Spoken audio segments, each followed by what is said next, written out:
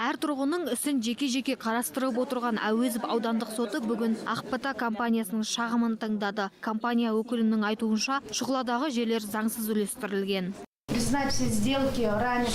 182 адам бірінші инстанциялық сотқа шағымданған болатын. Бірақ сот шешімі бойынша жерлер оларға тиесілі емес. Тіпті қалалық апелляциялық сотта бұл шешімді өзгеріссіз қалдырған. Яғни жер телімдері жекелеген тұрғындарға емес, компанияға тиесілі. Міне акты, міне сот шешімі.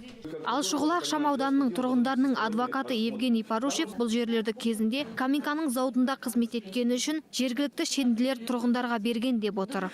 В последующем многие из членов тұрғындардың көпшілігі дерлік сол Каменканың зауытында қызмет еткендер үшін жер телімдеріне ие болған. Ол кезде Мирас Ақжар компаниясы үлестірген. Сол кездегі шенеуніктердің мөрлері мен қолдары басылғанды айта кету керек. Ал жер телімдерін таратқандағы Дадованың қайда екенін дәл қазір ешкім білмейді.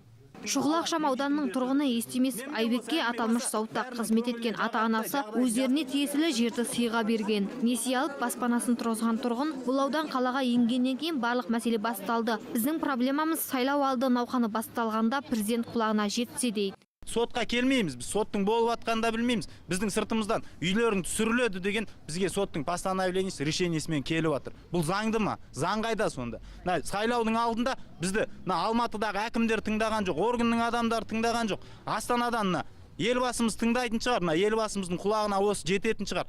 Судья сот ісін жүргізу барысында тіпті бір жердің бірнеше актісі барын да анықтады. Шұғыла ықшам ауданының жерлері бір емес бірнеше рет саудаға түскен. Осы мәселеге байланысты құжаттарды қайта қарастырумен қатар сот ісі алдағы уақытта қайта жалғасатын болды. Ақбота Мұсабекқызы, Юрий Проводин, Қазақ Ньюс, Алматы.